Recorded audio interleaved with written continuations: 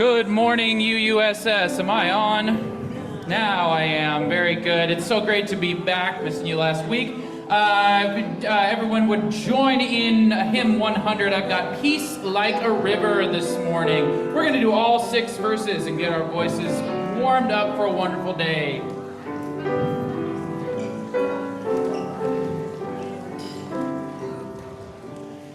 I've got peace like a river. I've got peace like a river. I've got peace like a river in my soul. I've got peace like a river. I've got peace like a river. I've got peace like a river in my soul. Joy like a fountain. I've got joy like a fountain. I've got joy like a fountain. I've got joy like a fountain in my soul. I've got joy like a fountain. I've got joy like a fountain. I've got joy like a fountain in my soul. Love like an ocean. I've got love like an ocean. I've got love like an ocean. I've got love like an ocean in my soul. I've got love like an ocean. I've got love like an ocean. I've got love like an ocean in my soul. I've got pain like an arrow. I've got pain like an arrow. I've got pain like an arrow in my soul. I've got pain like an arrow. I've got pain like an arrow. I've got pain like an arrow in my soul.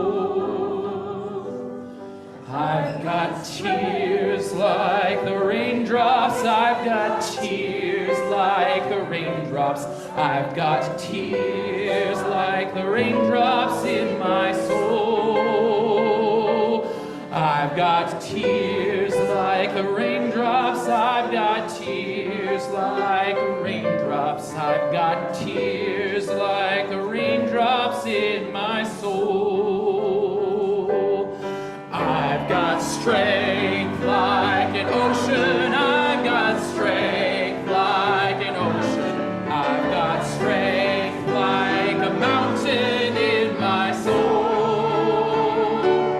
I've got strength like a mountain. I've got strength like a mountain. I've got strength like a mountain in my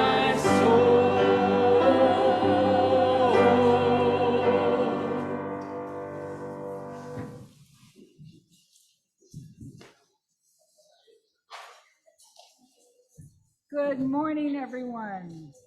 Is this on? It'll be on in a minute. And now it's still not on. I think it's coming. Yay! Good morning. I'm Celia Buckley. I'm serving as worship associate alongside the Reverend Roger this morning. My phone just alerted me. It needs to be quiet. Reverend Lucy is still recovering from her surgery, and we wish her well. Today, our Soul Matters theme this month is the path of love. And today, Reverend Roger is preaching on the topic of compassion fatigue. The mission of our congregation says we come together to deepen our lives and be a force for healing in the world.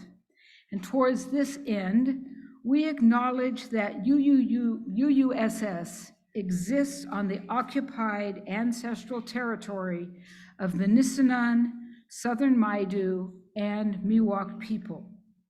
We acknowledge that they are the past, current, and future caretakers of this land. As we seek to develop the beloved community, let this acknowledgement be a first step toward respect for Indigenous peoples' history, lives, and voices. Our weekly message comes out on email every Friday with announcements and a note from the minister. You can find it on the website. And if you'd like to follow what's happening today with the order of service, that is a printed copy is available on the back table by the doors. Or you can click a link, Zoomers at home, in your chat. And our weekly blue sheet announcement is also on the back table and also online. If you read music and you want to sing along, there are hymnals at the back. Today we are only singing hymns from the gray hymnal, but there are two. And then just a couple of highlights from the blue sheet. The Saturday Stitchers meet here on March 4th at 10 a.m. Newcomers are always welcome. Today there is a plant exchange happening on the table outside the front doors, and I'm told Glory said that will occur again next Sunday. If you have plant starts, cuttings, slips, or whatever that you wish to share with others, please bring them, or if you want something, please take that. Next Sunday morning, our junior high youth group will have its meeting at 10:30 simultaneously with our service. This Sunday, excuse me, it said next Sunday, I apologize. Oh, Which is it? next Sunday. Next Sunday. Sorry. Pay no attention to that man back there. The one behind the curtain, no. Sorry. That was rude. Keep going. Keep going. Next Sunday, junior high youth group will meet during church. And the Freedom Club will have its meeting after the service, and the Freedom Club is working towards ending slavery. All children and youth are invited to help raise awareness and raise money to end modern slavery. One other thing that is in the blue sheet that is not happening today, but will be happening next week, and we hope you will join in. I am also on the stewardship committee, and it says that we will be filming some snippets about why what UUSS means to you today and next week, and that is not happening today. But if you'd like to fix your hair and come for a little video interview, just 15 seconds, we would love to add that to a montage that Dirk will create. If you are new here to UUSS, we are really glad you're here, and we ask you to please fill out a newcomer's card. We have one outside the entrance doors in the welcome hall, and we also have it online in the chat link, so we can connect with you and give you a warmer welcome than I may be giving you right now. For those at home after the service, we will have 12 minutes of conversation in small breakout rooms here on campus. Please visit the tables that have information that are out in the welcome hall.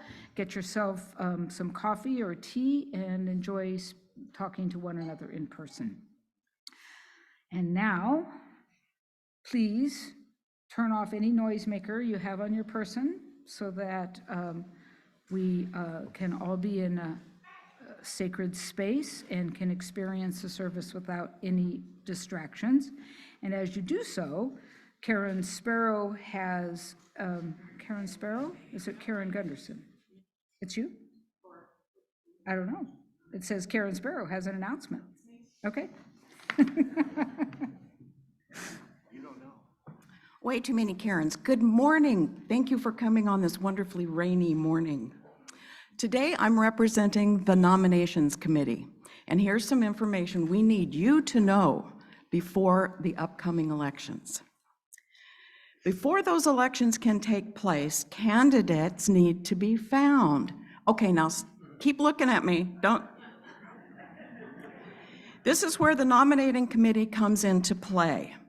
The nominating committee is a group of 6 people who have been elected by the congregation, whose responsibility it is to source, propose, and nominate candidates for open positions.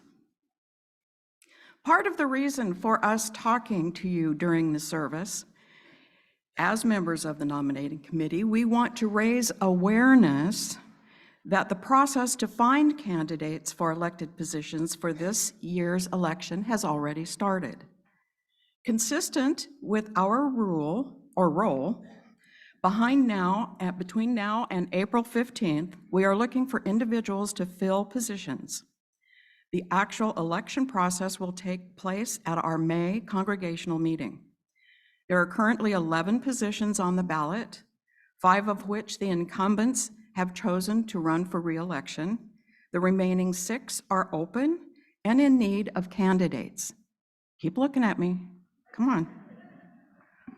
The open positions are 1 member for the Endowment Trust, Secretary of the Board, 1 member for the Nominating Committee, and 2 positions for the Program Council. Now for the important part of the message for this morning. In order for us to reach our goal, we need your help. In an effort to make the role of the nominating committee better known and the process of electing members to various positions more transparent, we are speaking here today. Our goal is that the entire congregation be fully informed and engaged in this crucial undertaking of filling leadership roles through an equitable and open process. We have information on the primary roles and responsibilities involved in each of these positions that are open today, available at our table in the Welcome Hall. It's beautifully dressed by Terry Taylor with flowers and posters. Thank you, Terry. We need you to think about these positions. Are you curious? Are you called to one of them? Do you know somebody who might be interested or want to contribute time, talent, and enter that role? Stop by the table and let us know. Now, don't exclude yourself in that query. Even if you don't have any church-related experience, you definitely have life and work experience to do any of these positions. Besides, like most of us, we learn on the job. And luckily on this job, you have lots of support to help you. Great ministers and your coworkers. Please consider joining us. Come by the table and give us your name. Thank you.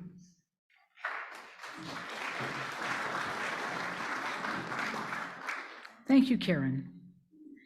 For our centering music, Irina Tchantceva has chosen a piece by Valentin Silvestrov, a composer from Ukraine who was born in Kiev 86 years ago. Last year, after the Russian invasion, he fled to Germany and resides now in Berlin. Let us receive the music together.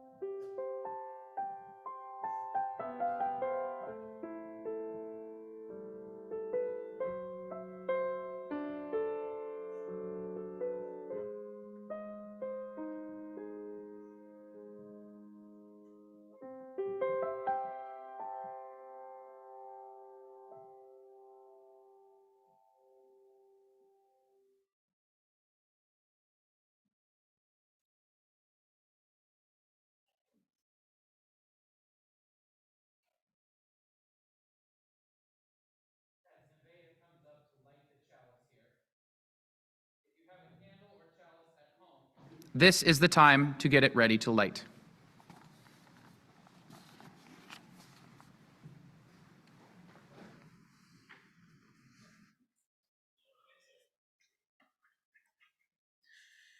Please respond with the bolded passages.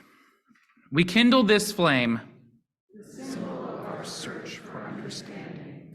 In times of celebration, may its brightness reflect our gratitude. In times of confusion or heartache, let's warmth renew our connections and bring us heat. In times of urgency, may its fire bring us courage and commitment. In times of change or crisis, let its light illuminate the ways forward into life. In all times, let it remind us of our mission. We come together to deepen our lives and be a force for healing in the world.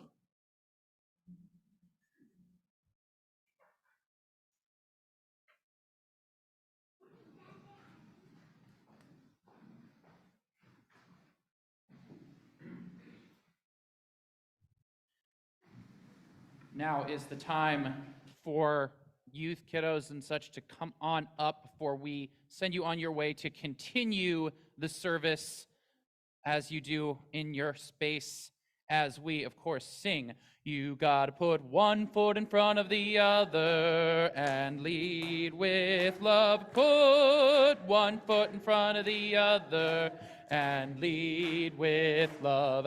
You gotta put one foot in front of the other and lead with love. Put one foot in front of the other and lead with love. Don't give up hope. You're not alone. Don't you give up. Keep moving on. You gotta put one foot in front of the other and lead with love. Put one foot in front of the other and lead with love. Good morning.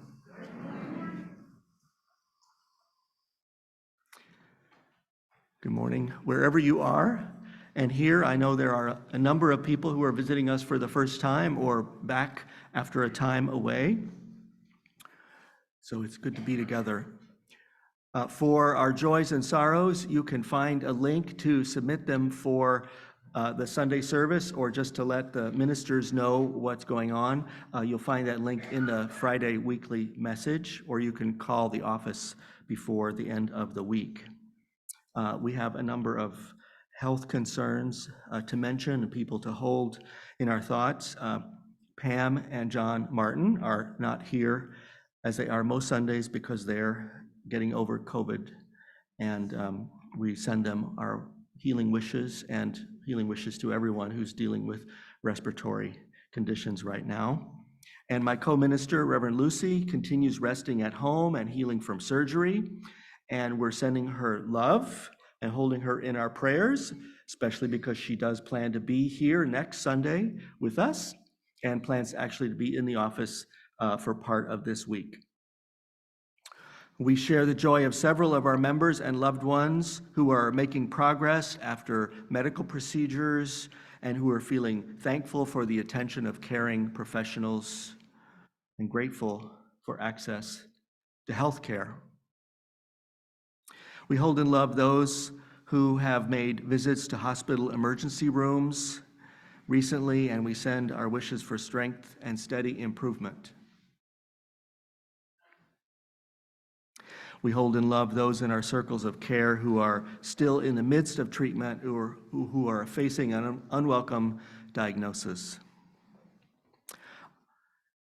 Our member, Frankie Crawford, has chosen to suspend kidney dialysis treatments and has entered hospice care. With her familiar honesty and calm, Frankie says, "I am at peace." We send our love to her and our gratitude for her courage and her kindness.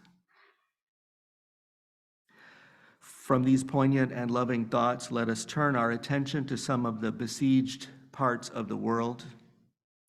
Last Friday marked the one-year anniversary of Russia's unprovoked and brutal invasion of Ukraine. We honor the brave and suffering people of Ukraine as they defend their independence, and we wish them strength. We mourn the loss of civilians and military service members. We condemn the Russian state's ruination of its own people by its lies and its cruelty. Most of all, we pray for it all to stop. We long for peace. In southern Turkey and in Syria, people have been battered by additional earthquakes. On top of 50,000 lives lost, millions of people are homeless, hungry, and cold. Of course, our prayers and caring thoughts cannot ease the desperation of people who are already so desperate in that area. Yet compassion calls us to bear witness to their losses and to their needs. We hold in our hearts all of these members of the human family. Let us not forget them.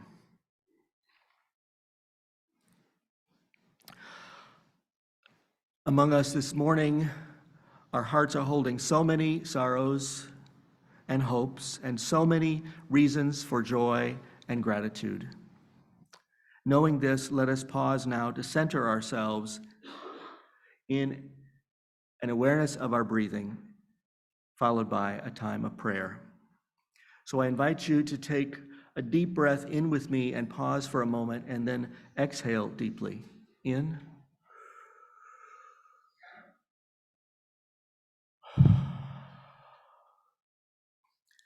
And now a second deeper breath in, pausing, and then let it out with a sigh.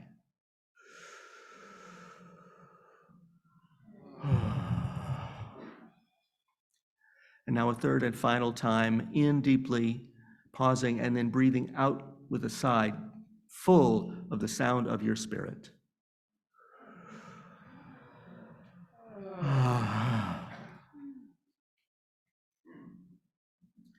And as we continue breathing together, I offer these words of prayer. O breath of life, Spirit of love, draw near to us. Bring us peace when we need it. Guide us into the ways of peace and of compassion. Remind us of the power of kindness and patience. When we are sad, hurting, mournful, and in need, comfort us. When we feel uncertain in our lives, steady us. When we worry about our community, this country, our world, remind us that we are not alone in our concerns and our hopes. Guide us to reach out to others, to build relationships, to create hope inside us and among us, one to another. When we know of the need for more justice, more dignity, more freedom, give us the courage to bear witness to our values. Give us the humility not to have all the answers. Help us to be grateful for every good gift, starting with the gift of this new day.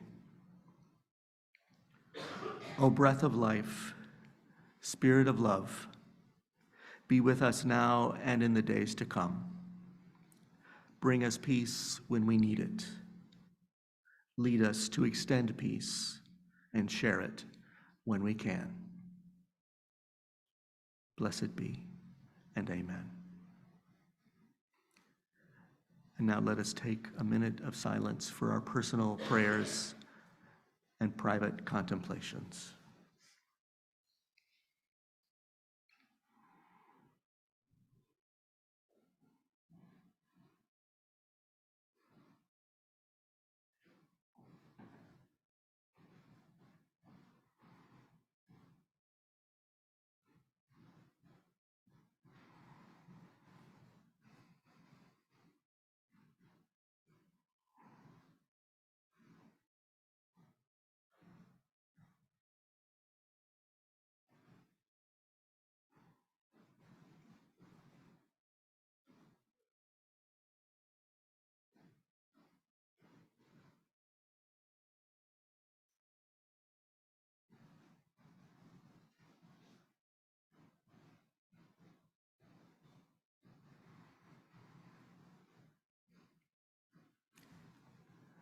Blessed be. Peace and amen. And please remain seated for the song that follows.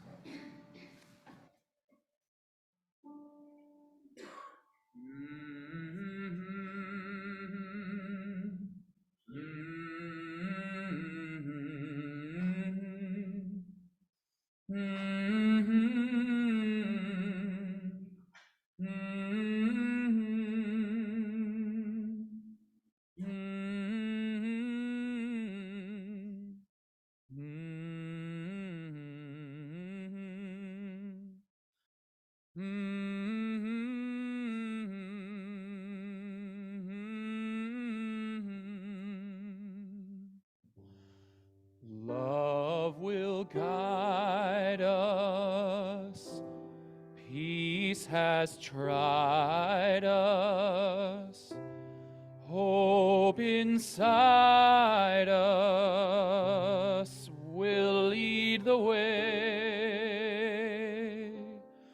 on the road from greed to giving. Love will guide us through the hard night. If you cannot sing like angels, if you cannot speak before thousands, you can give from deep within you. You can change the world with your love. Love will guide us. Peace has tried us. Hope inside us will lead the way on the road from greed to giving. Love will guide us through the hard night.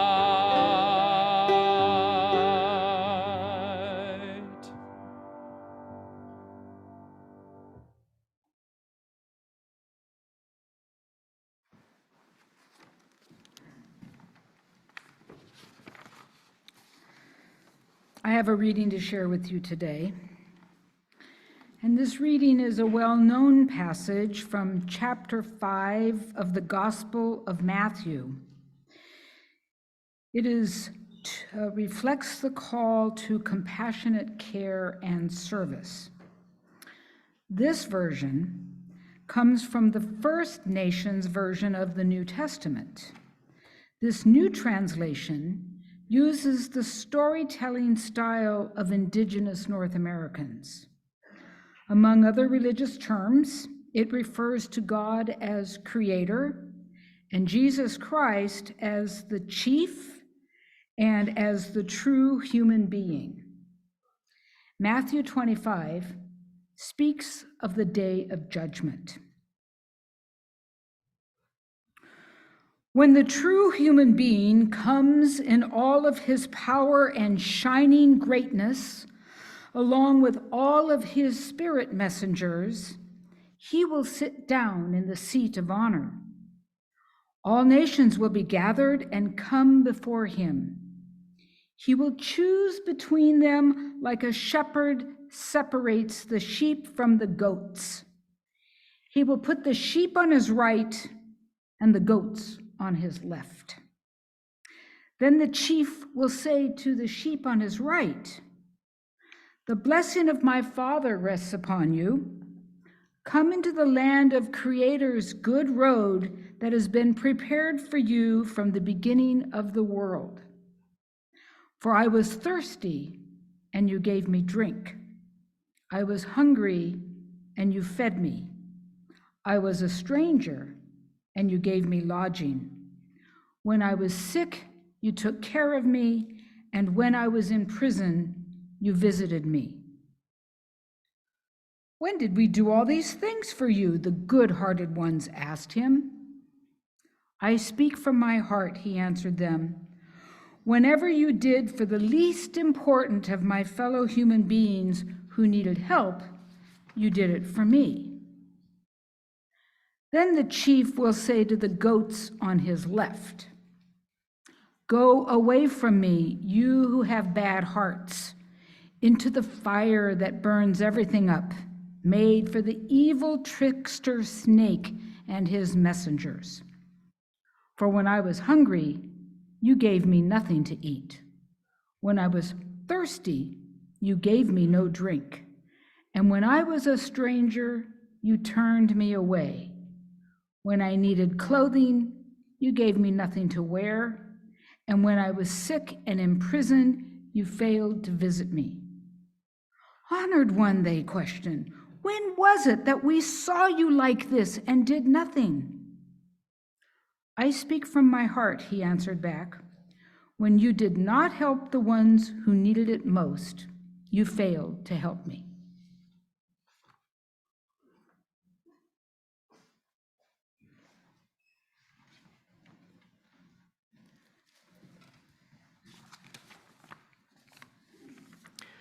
This next reading is entitled The Sound of the Genuine, and it's by the Reverend Dr. Howard Thurman, who passed away in 1981.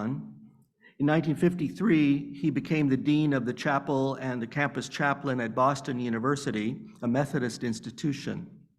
He was the first African-American minister to be appointed to such a role in a dominant white university. While at Boston University, he was a mentor to Martin Luther King Jr., a young doctoral student. Thurman taught King and other students about Mohandas Gandhi's theories of nonviolence as a way of life and as a political strategy. Later in San Francisco, Thurman founded the Church for the Fellowship of All Peoples. These are the words of Howard Thurman.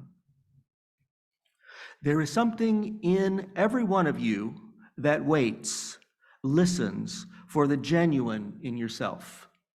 And if you cannot hear it, you will never find whatever it is for which you are searching.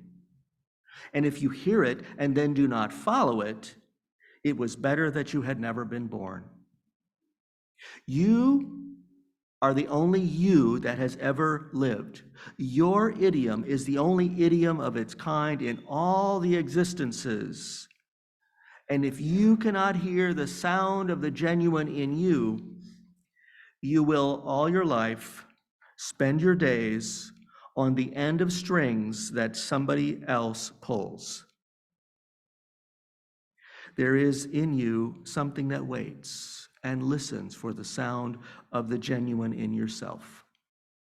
Yet sometimes there is so much traffic going on in your minds, so many different kinds of signals, so many vast impulses floating through your organism that go back thousands of generations, long before you were even a thought in the mind of creation.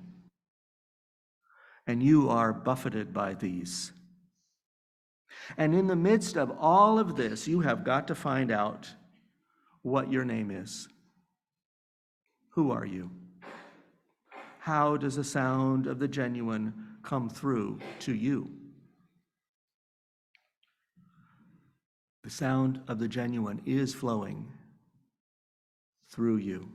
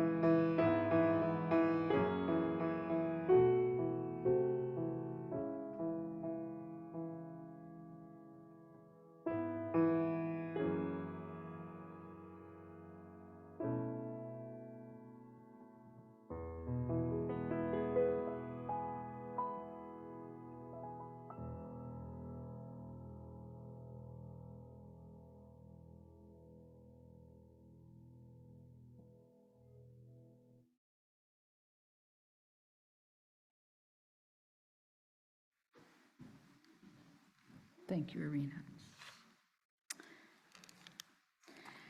Our mission statement says we come together to deepen our lives and to be a force for healing in the world. One of the ways we try to live out this mission is by the practice of giving away half of every Sunday's offering donations to a not-for-profit organization. For the month of February, our community partner is the FEA Nature Center. The Nature Center promotes environmental literacy and stewardship as it brings people to nature and nature to people. Every week, the center's naturalists and volunteers provide classes to people of all ages, including school-age children from high-poverty areas. The staff care for injured birds, reptiles, and mammals who serve as animal ambassadors. The Nature Center has nature trails on its 100-acre preserve on the American River. The center doesn't receive any county government funding, only donations and grants, so our generosity makes a difference. Learn more about its programs at the website. On the slide, you can see how you can support our shared offering, either electronically or by sending a check to UUSS. You can text a donation from home or even hear from your seat in the sanctuary. Thank you for your generosity and your love. And now the morning's offering will be given and received.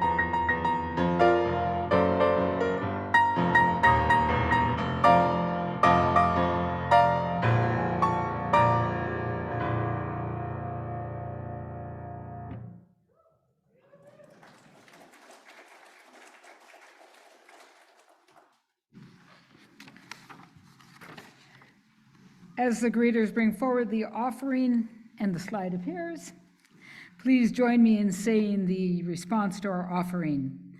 May generosity bless our world, and may gratitude nourish our spirits.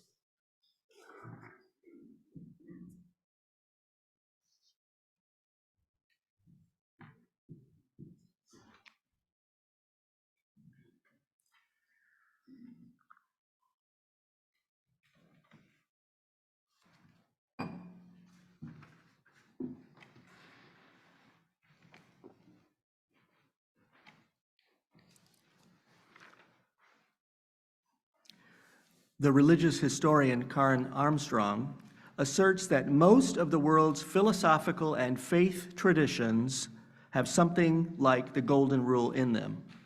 For example, in China, 3,000 years ago, Confucius taught this: Do not do unto others what you would not like yourself. Written almost 1,400 years ago, the Holy Quran urges Muslims to extend care and hospitality beyond one's tribal group. The Prophet Muhammad is quoted saying, "Not one of you can be a believer unless he desires for his neighbor what he desires for himself." As we heard in the reading from the Gospel of Matthew, chapter 25, followers of Jesus are held to a high standard of showing mercy to strangers and care for the most vulnerable members of the human family. Compassion is the common thread of many traditions. For Unitarian Universalists, the spirit of love is the source of the compassion we try to practice. Compassion is our motivation for empathy, respect, service, generosity, and a commitment to equity and justice. Yet, it can be hard to practice compassion. Today's world is full of suffering, ignorance, pain, and injustice. The destruction of rainforests, West Coast wildfires, and climate chaos are threatening species and human communities. The ongoing invasion of Ukraine is cruel and senseless, and it's now past the 1-year mark. Yet it's not the only military conflict our world has witnessed in recent years. The devastating earthquakes in Turkey and Syria have caused an ongoing humanitarian catastrophe, but it's not the only one. At the borders of many countries and in refugee holding camps, refugees are seeking asylum and safety from persecution, oppression, and starvation. Some governments respond with hospitality, but many others respond with hostility. In American cities and suburbs, unhoused people look for a safe place, any place, to pitch a tent for protection from the rain and cold. You, no doubt, can supply other examples that burden your spirit. Given such heartbreaking facts, it is a challenge to keep our hearts open. We may feel compassion fatigue. Coming from Latin origins, the root of the word compassion means to feel with another or to suffer with another. No wonder compassion can wear us out if we suffer with another. Yet when we think of it as an expression of love, an expression of care, compassion means more than just suffering with another person or creature. It means not wanting to cause suffering in the first place. We want to reduce harm to other beings and the natural world. Compassion means wanting human beings to flourish, to be safe, and to be happy.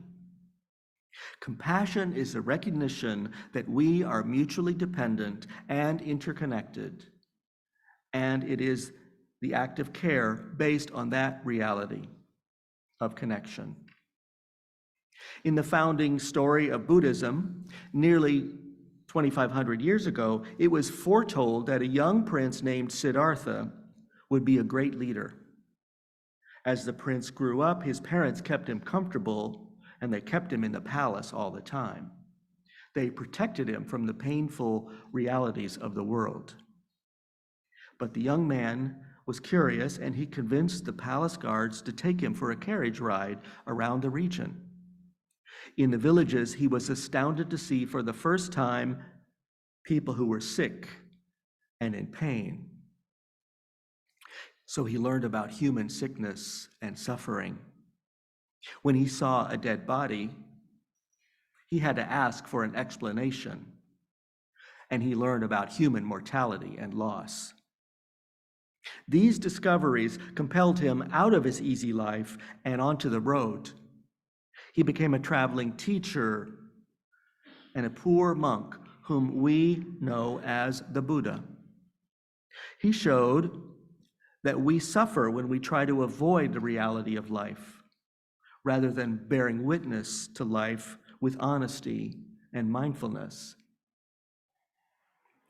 He showed that we cause suffering when we forget that we are interconnected with everyone and every being. Buddhism is a rich religious tradition which spans the globe. It started with him and his disciples, and it blossomed out into ever larger circles of practice and reflection. The Buddha's insights about compassion and mindfulness would not have changed the world, however, if he had not built communities to carry on his teaching. To grow in compassion and to renew our compassion, communities are crucial. It was in a religious community 60 years ago that the Reverend Howard Thurman delivered good advice about knowing yourself and knowing your limits. He said, "There is something in you that waits, listens for the genuine in yourself. You are the only you that has ever lived, and if you cannot hear the sound of the genuine in you, you will all your life spend your days on the ends of strings that somebody else pulls." Sometimes our desire to see ourselves as a person of compassion and goodness can mislead us or overwhelm us. For example, I am not the only person that I know who has felt the pain of the demands of relatives or friends who say, if I am really a compassionate person, then I have to help them even if it causes me harm. We can feel trapped into endless helping, even when another person shows no sign of taking responsibility for their own actions or their own lives. We can get hooked by the drive to do for another what only they can do for themselves. Furthermore, we can get a rush from telling them what they should be doing because we think we know what's right. Compulsions and burdens like these may indeed fatigue us, but they are not expressions of compassion. Before the Buddha went out on the road as a teacher, he sat under a tree in contemplation. He meditated alone for 49 days. This reminds me of the words of Howard Thurman. He said, "Sometimes there is so much traffic going on in your mind, so many different kinds of signals. Yet there is something in you that waits, listens for the genuine in yourself.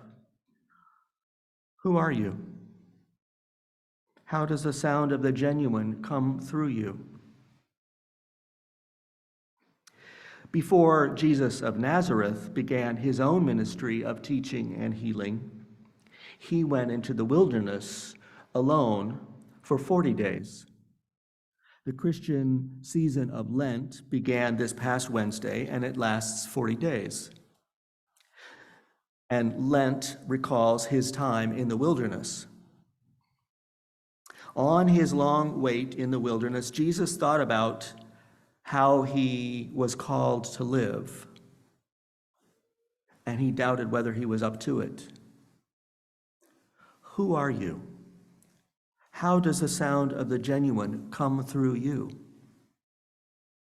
He prayed and waited for the sound of the genuine to flow. Only then did he begin his traveling ministry, gathering disciples wherever he went. He built a community of people who taught and lived by compassion, by human interconnectedness. After he was gone, his followers carried that ministry forward. In various religious expressions, the Golden Rule says, "Do not do to others what you would not want for yourself.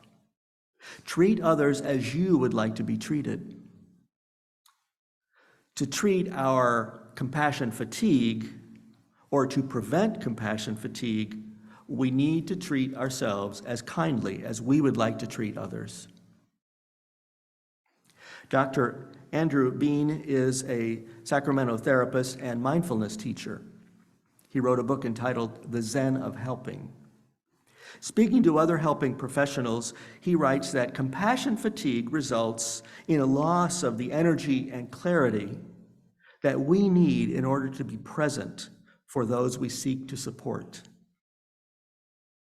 It's hard to pay attention to another person if we are worn, tired, resentful, anxious, or otherwise distracted. For this reason, caring for our own well-being is important. Self-care is a form of compassion too. It doesn't erode generosity, patience, and kindness. It restores them. We can practice compassion for ourselves through getting enough rest, nutritious food, and activities that give us joy. When we judge or belittle ourselves, we can give ourselves a break.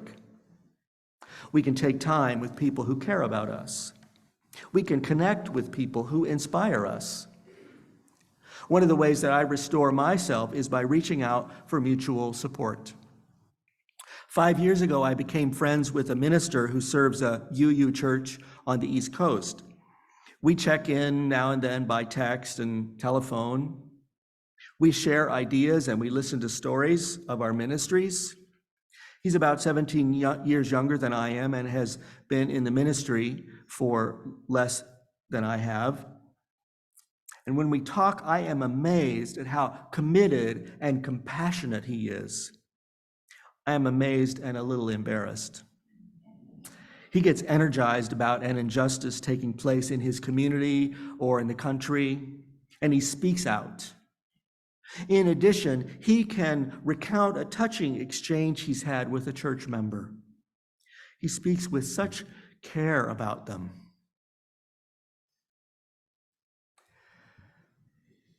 When he does this, sometimes, in comparison, I feel compassion deficient.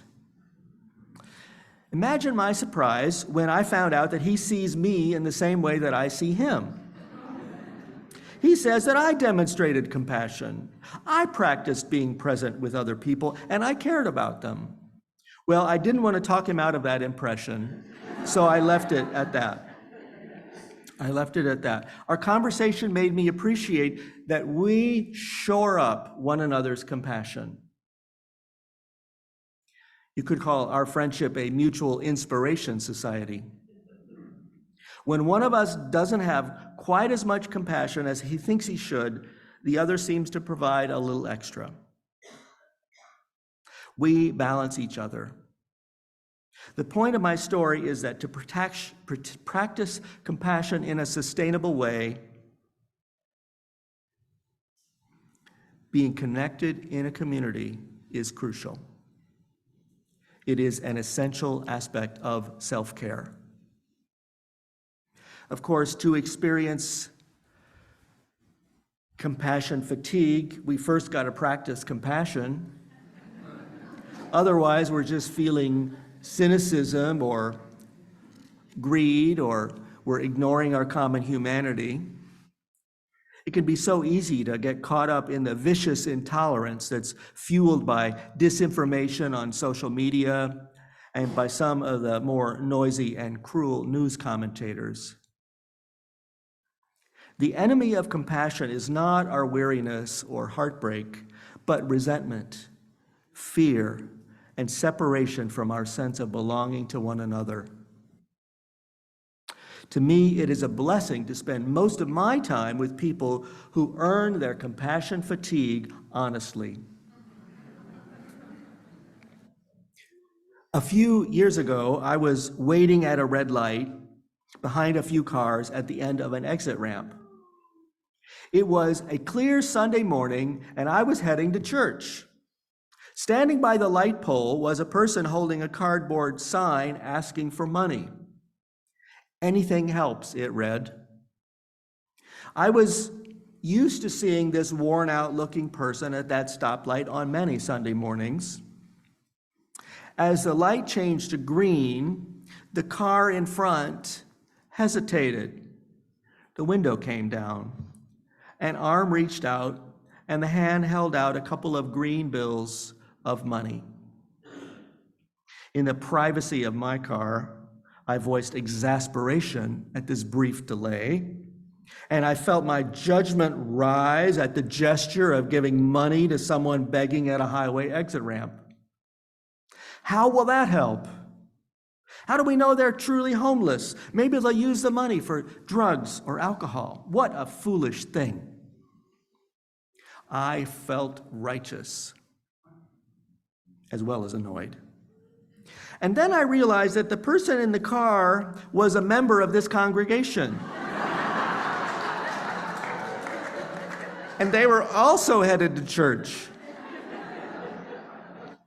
I was embarrassed for myself.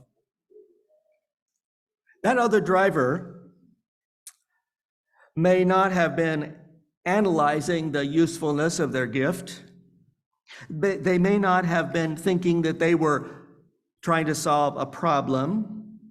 They simply may have been making a gesture of kindness, reaching out, making eye contact with a person in a vulnerable situation. So I ask you, which one of us do you think would be arriving at church with a better attitude that morning?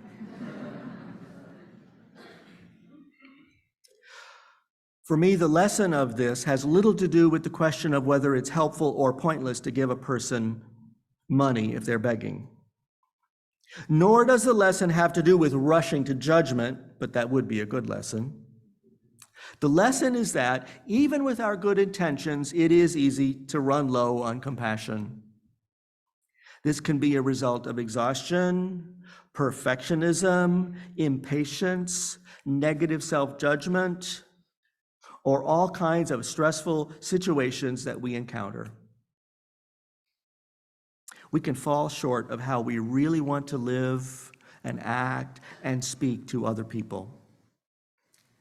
And for me, this makes it so important to be in a caring and healthy community like this one. This community is where we can feel accepted and loved as the ordinary human beings that we are.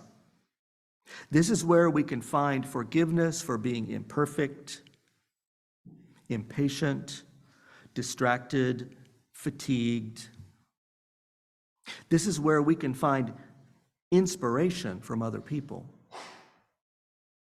In community, we can renew our values and we can restore our strength to live by them. When our own compassion wears down, we can be assured that this community has a vast supply of it. We can find energy and momentum from the shared goodwill, generosity, patience, empathy, and courage of this community. This momentum carries us when our compassion gets thin. And when our compassion gets revived again and strong, we can give some back to the momentum of our community. It seems to me that compassion isn't meant to wear us down, though sometimes we do get weary, nor are deeds of compassion meant to make us feel good about ourselves, though sometimes they might have that effect. I think that the practice of compassion is nothing more than an outward expression of our basic humanity. It is a recognition that we are interconnected. We are connected with other people, other creatures, and with all of nature. We express care and we practice compassion because we are connected. What a blessing it is. So may it always be. Amen, and blessed be. Now let's just take half a minute to rest in our breathing together.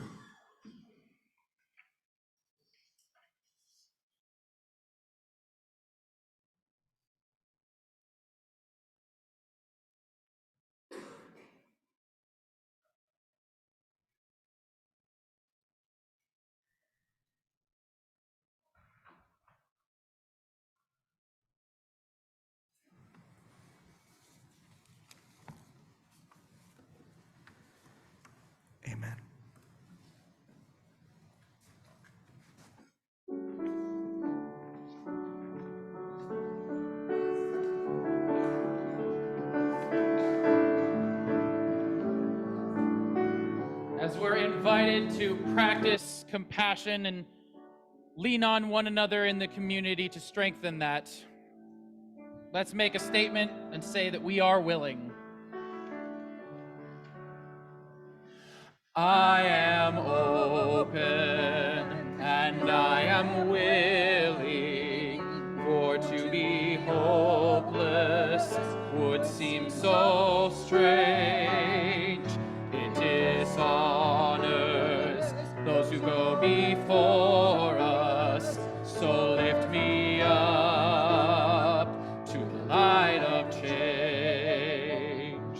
There is hurting in my family, and there is sorrow in my town. There is panic all across the nation, and there is wailing the whole world around. May the children see more clearly. May the elders be more wise. May the winds of change caress us, even though they burn our eyes. I am open and I am willing, for to be hopeless would seem so strange. It dishonors those who go before us, so lift me up to the light of change. Give me a mighty oak to hold my confusion. Give me a desert to hold my fears. Give me a sunset to hold my wonder. Give me an ocean to hold my tears. I am open and I am willing, for to be hopeless would seem so strange. It dishonors those who go before us, so lift me up to the light of change.